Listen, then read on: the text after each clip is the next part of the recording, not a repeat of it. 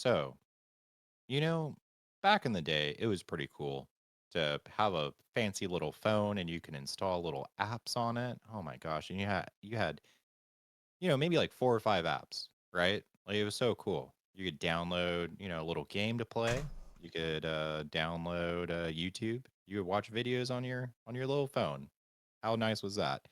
I don't know about you, but I have way too many apps on my phone now, and they just keep multiplying. And in a very similar way, so has the move from cable to streaming services. Back in the day, um, when Netflix went online, it was really, really cool to have Netflix. Oh, like cancel cable. All you have is Netflix. All you need is Netflix. And then came, I don't even know who came next, but then you had Hulu. So it was like, oh, Netflix and Hulu. That's cool. Then you have Apple TV. Now you have like Disney Plus. Now you have Prime Video. You have Max, Paramount Plus, Peacock. Dear God. So like I was thinking the other day about this actually, and I was like, aside from commercials, right? Yeah. Why the fuck? Why don't we go back to cable TV? Because in the beginning, again, in the beginning, it was actually cheaper. It was cheaper to get rid of your $150 cable, bill every single month and then drop down to Netflix for like what, like 15, $20 a Wasn't month, even, I right? don't think it was that much back then. Yeah, it was like pretty cheap. Now it's like $58 per month if you get everything, but then if you get like everything without ads and stuff, what is it like it's over $100, I think. 178.98. $180. $180 a month.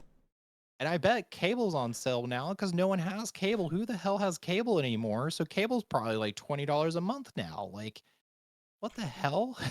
So I don't know. This is and I will say this. Online streaming services has ruined it. It has ruined all of you. It's ruined me. It has ruined OctoKitty, ruined Alex. Because you no longer have the joy of just being forced to watch some random movie like Lawnmower Man that you would never actually watch if you had access to 50,000 movies on streaming services. You would not watch Lawnmower Man. But if you're flipping around the cable channels and it's on, You watch you it. might get sucked in. So You might watch it. I actually had that experience with my daughter a few months ago, right? Because I still have, so I can watch football and stuff and certain other things. I have an HD antenna in my living room, right? That's attached Mhm. to my TV because by law they have to put the broadcast channels over air for free. It's a federal law. They're required to do it mostly for the emergency broadcast system, right? That's the deal. So you can go to Best Buy and buy like a $50 HD antenna and it'll get you like 30 channels, right? And my daughter was sitting there. She was like, what did you guys do before the streaming? And I was like, here, I'll show you. I flipped it over to that input and I started moving channels. Just channel up, channel up, channel up. And she was like, well, how would you find what you wanted to watch? You would just keep hitting channels until you found something that was inoffensive enough to watch, right? When you were homesick, it was The Price is Right or whatever was on daytime television.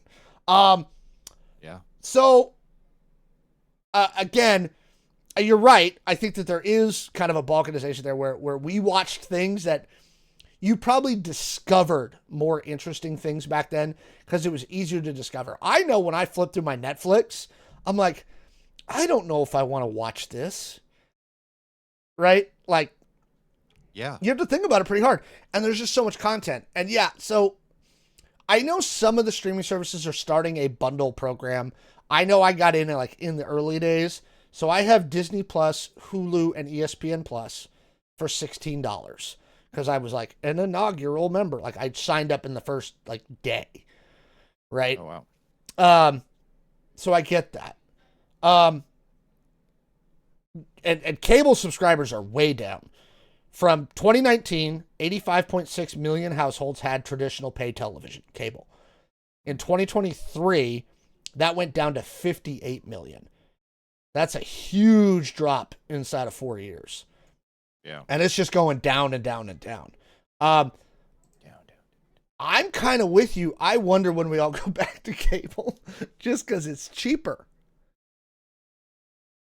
Yeah, and I feel like these like hipster kids, these yeah, the generation like underneath us is going to be like, "Oh, look how cool and retro cable is." I'm like watching ads. Like I didn't even know ads existed. I will say this, I miss like old school 90 ads where like they made no sense at all, but they were just fun most of the time funny and also just a little weird. Like some of them are just burned into my memory. Like um, the one with the egg, and it was like, "This is your brain on drugs," and Oh it's yeah, like, dang. yeah. There's a great guy on TikTok called Matt McCarthy. He's a stand-up comedian. He collects VHS tapes, right? Mm. And he plays them on his TikTok, like sections of them. And one of his favorite things is like all these memory burned commercials that we had, like the Hershey's Christmas one with the Hershey's Kisses, where they're all the little bells, Oh yeah, yep. right?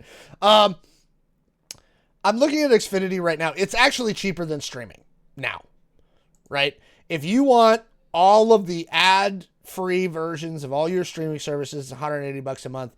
It looks like Xfinity is starting to base out at somewhere around 60, right? I don't think it's going to help them, but it is getting cheaper to go back that way. Um, yeah, I wonder when does it become ridiculous, right? Like you and I talked when we first started the podcast again, because you had just canceled your Disney Plus, and I was like, "Oh, you got to restart that because we got to do reviews of this show." I try to do the thing where I would like cycle, like, Oh oh, yeah, like churn. this That's month I'll do Netflix, next month I'll do Disney Plus, but then within they get streaming they call it churn. That's what the in industry term is how fast users churn. I sign up to watch this show, and when that show's over, I cancel.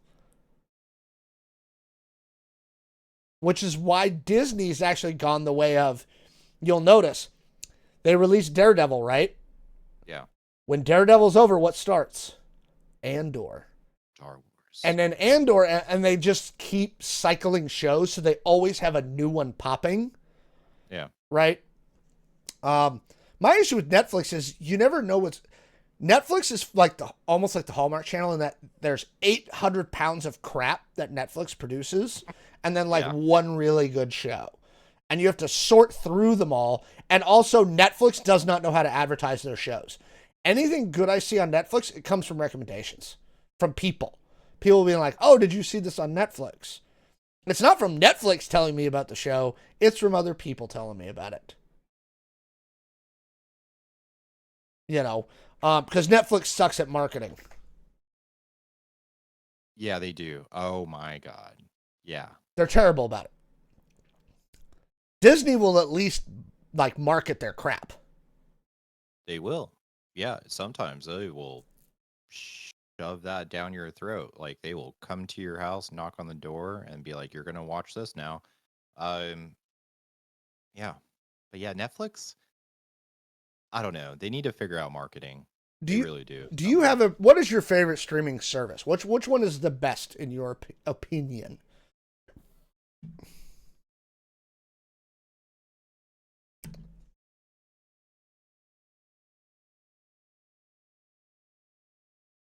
Uh, Cornhub? No, I'm just kidding.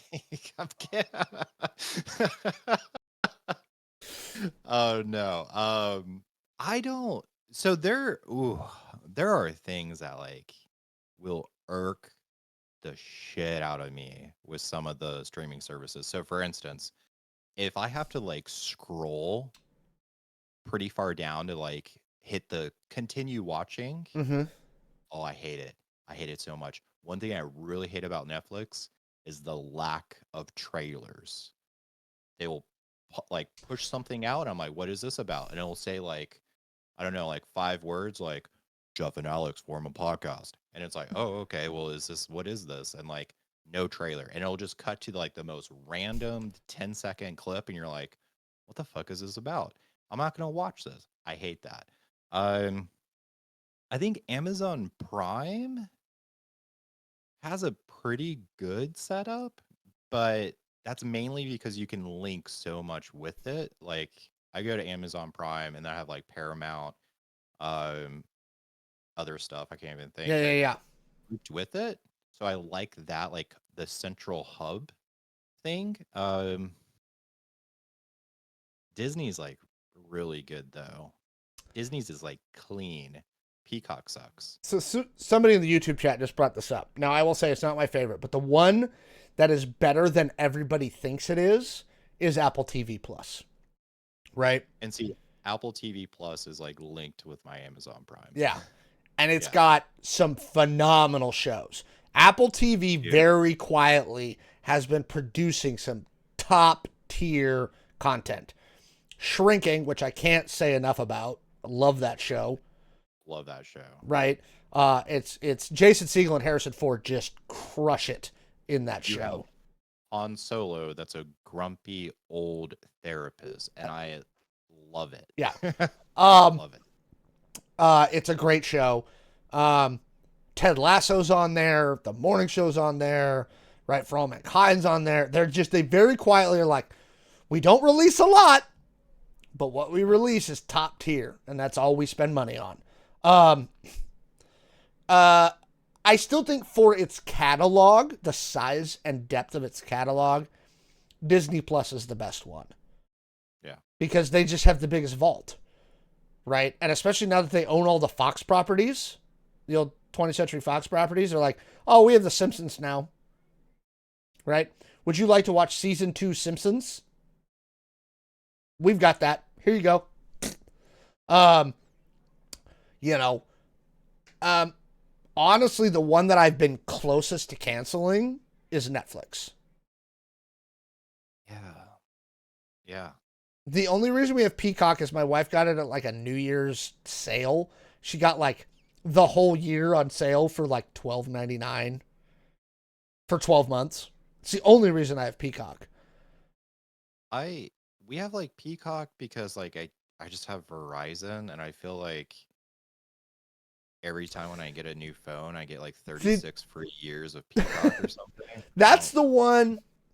That's the thing a bunch of the phone companies started doing a few years ago, where it's like, if you're with this, like when I was on T-Mobile, I think we got Netflix for free, yeah.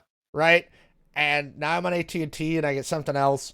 Um, yeah, somebody saying Disney Peacock. Paramount Plus actually has some pretty quality content, and their movie library is really good because Paramount's made some really good movies over the years, Yeah. right? Yep. Um, we got really far afield on this topic. Um, It's good. yeah, somebody in the chat's kind of with me. Like, I thought about dumping Netflix, and then they'll put out one good thing. Um, Yeah.